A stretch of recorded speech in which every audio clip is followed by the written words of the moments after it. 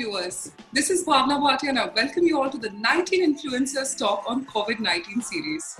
Today we have with us a recognized speaker, board member infra, designated leadership at GATS, vice president and country head CRE, admin and infrastructure Sheikh Khan, enriched with more than 20 plus years of work experience into diverse roles of facility management, administration sourcing, real estate, none other than Dr. Abhijit Sarkar. So firstly, Abhijit, a very, very warm welcome. Thank you so much for joining us today. Namaste, Bhavna. It's an honor to be here. Thank you so much. So Abhijit, first for all our viewers, we would like to know is that what impact does the COVID-19 have on the admin and infrastructure industry? Bhavna, before I respond to your query, I would like to take you back to few years, when admin was never recognized as a frontline fraternity. When we started our activity, we were, one of the back-end operational function, and gradually as the time passed on, we moved out into, a service faculty.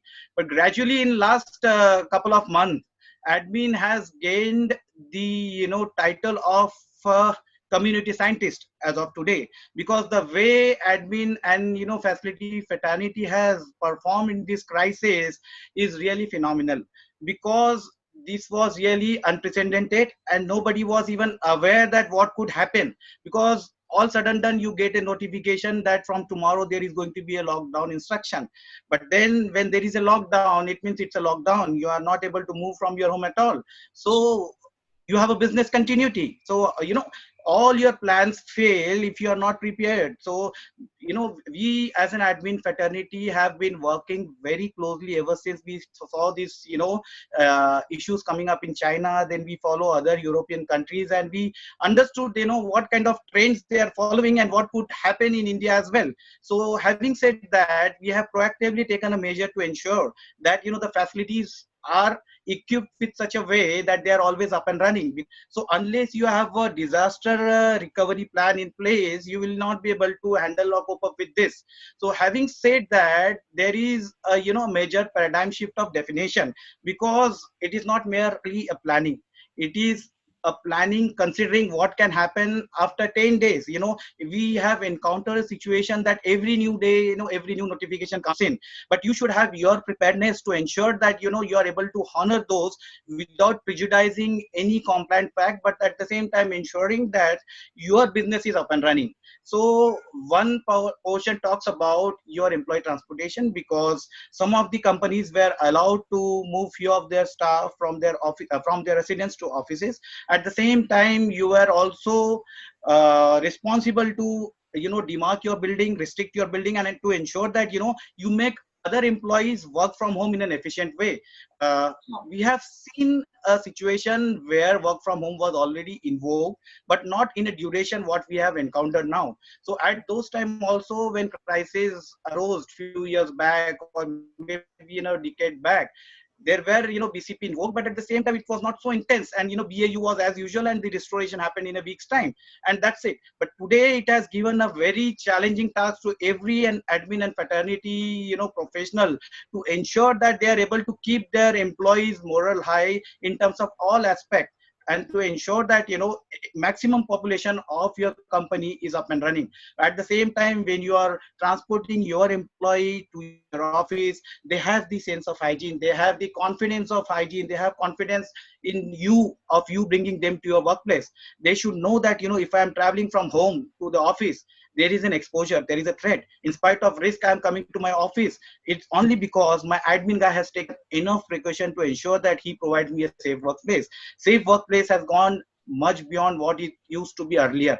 It is not only keeping a workplace safe, but it is also ensuring that it is safe from every aspect of health and safety. So every precaution of social distancing, every precaution of hygiene, every precaution of cleanliness has to be so much in depth, intense, that the employee has a comfort level to manage that. So now this is basically a situation when we are talking about the COVID-19. post COVID-19, there is a major preparedness activity which the admin and the infrastructure fraternity has to talk about. And this preparedness is not a very easy thing, because there are a lot of things which are going to be changed. It's not going to be acceptability, is no more going to be acceptability. There is going to be an expectation level, because when people think of rejoining you back, they will come with an expectation that you are providing them with a workplace which is safe and secured in all aspect. The responsibility of a we as a manager or a community manager is to ensure that till the time virus is not eliminated completely, we are ensuring that the spread is curtailed, the spread is restricted. We will have to take all those precaution of hygiene and safety to ensure that we add value to the community, to our own community, to the external community, to ensure that we take all precautions to avoid spreading of this virus. Sure. So, Abhijit, you spoke a lot about the safe workplace, and employees definitely would have a concern of the same. So, with all your expertise, could you throw some light on how in the next 1 year companies can develop a safe workplace? Bhavna, now talking about a safe workplace, as I told you, the paradigm of a safe workplace has gone into several changes in last 2 months. So safe workplace is not only safety from fire and other norms, but safety from the health and safety perspective, especially when you have to be very thorough in terms of your hygiene. When you have employee coming in, you have to ensure that everybody who come in is really screened properly, is really checked properly. And it is not only basic parameter what you follow to bringing the people, but you need to also ensure that the people whom you are bringing are really coming from the place which are not contaminated, because at the end of the day you don't carry the exposure to your office. So for you to ensure that when you are creating a workplace environment, you definitely have to first thing honor the law of land. You have to follow each and every regulation which the law of land or which the World Health Organization has enumerated. They have given a detailed plan how you need to maintain your workplace. So somewhere or other you should use those as a guidelines to create your workplace more conducive, more safe. There has to be a frequent hygiene factor coming to place. There has to be frequent checking. There have to be frequent scanning. You need to monitor people. You need to create isolation room. You need to ensure that anybody who is sick has been attended immediately. There are a lot of screening mechanism you have to bring into place, so that you have to work on health safety. So what admin used to do earlier has gone many folds beyond what he has to do now. So he has to ensure that safe workplace doesn't mean that social distancing. Safe workplace also mean that planning how employee will leave his home, what sort of parameters he will follow while leaving home, what sort of parameters he will follow while being at home, and what sort of parameters he will follow while being in transit, coming to office and while going from office. So these are all framework which you need to create, follow, and ensure that you build a confidence within your team, within your community, to ensure that the environment is really conducive and really safe to work. And it is not a stopgap arrangement for a year or so, because gradually we have to inculcate this as our habit and try to continue this as far as we possible we can, to ensure that in case anything similar arises in future, we are really in a mode of practicing, so we don't encounter any difficulty in tackling that. Sure. So, Abhijit, now for my next question. In the COVID-19, due to physical distancing norm, as you rightly said, that we all have been working from home. Now, do you believe that this trend will actually continue thereafter? And if yes, would that create any infrastructure barrier for the same? Bhavna, to be very honest, you must have also seen in various panel discussion, we have always elaborated the fact that tomorrow when the millennials are going to join, there is, significant change in the workplace phenomenon, and many of the Indian organizations are already following the trend of, work from home. There is already, a concept of a flexi workplace or, hot desking and all prevailing in many various organizations. So work from home is something not a very new phenomena. But yes, for those organizations who have not been taking it much seriously, or you have not considered work from home as their prime parameter, will definitely now relook at it because of the major experience which they have faced in last 2 months. See, work from home is not only a part of a social distancing, but work from home can also give you an avenue of a parallel business continuity process running. Because tomorrow, at any situation, if something happens, it's not only of a COVID-19 or any pandemic situation arising. Presuming there are, Mumbai is prone to several heavy rainfalls. So tomorrow you encounter a situation wherein you are not able to move people because of a train being not functional, or road are obstructed. You have an employee who is already a productive being at home, and he is already functional. Just nowhere or other the BOU will be disrupted, and you will be in a position to function it.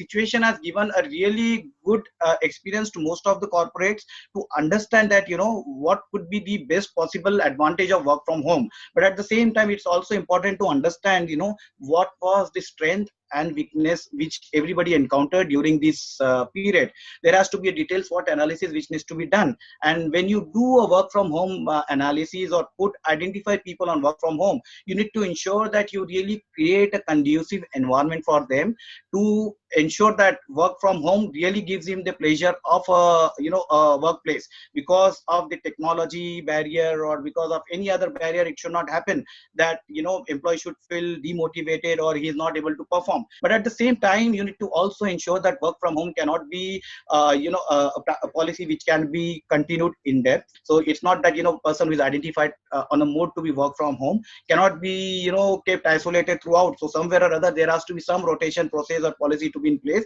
wherein he also get an opportunity to come and discuss with his peers, meet people and all, because face-to-face meeting also is equally important to keep your motivational level high. So having said that, yes, work from home has got various advantages, and one of the major advantages that which other European countries and all are rigorously encouraging, is because it adds a lot of value to your carbon emission. Because and that is how now, since COVID-19, there is one plus point that we have been able to eliminate a lot of carbon emission. So we should try to maintain that, and somewhere or other work from home will be one of the avenue to support this activity. Sure. Some very concrete points right there, Abhijit. And for my last question, the viewers would like to know, with all your experience you carry, Abhijit, what's your advice to your industry leaders at this point?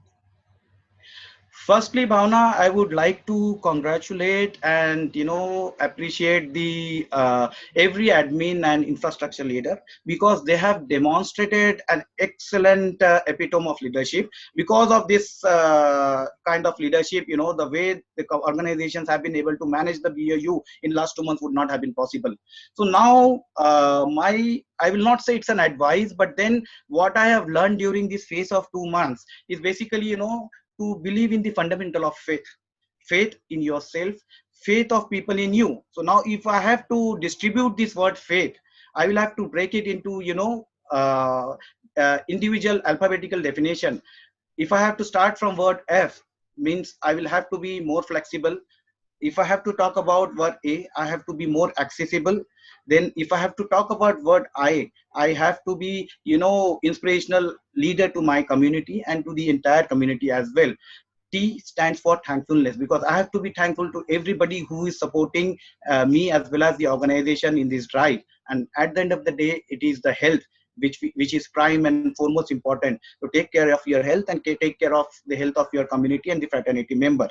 So now finally, wherein we have to restart some portion of the operation, it's very important to work in a collaborate way, because the situation is new and it's an experience for everybody. So while we work in a collaborative way, we will be able to come out with some solution. And we should try to evaluate in depth the workflows analytic, because once we restart our operation, we will have lot of idle spaces lying, because at least for next few years we will definitely not have the concept of social distancing getting eliminated. And at the same time, when we have the concept of work from home coming into picture, I don't think most of the organization would even like to disturb that. Somewhere or other, the space efficiency is definitely going to be reduced. So it's very imperative for all the readers to understand how to optimize the space efficiency and plan out the way forward for future. future, so that they can, contribute to the fraternity as well as the community. And it's very important to collaborate and work together and use those data for, future preparedness, so that in case of any such eventuality coming in, we as a community stand and are in a position to fight as we did this time. Abhijit, firstly, thank you so much for joining us today, and all your answers are giving us very valuable information. And as you rightly said, kudos to all the admin and infrastructure leaders across the country who've been putting in a lot of work, and so are you. So thank you once again for joining us today. Thank you so much. Thank you.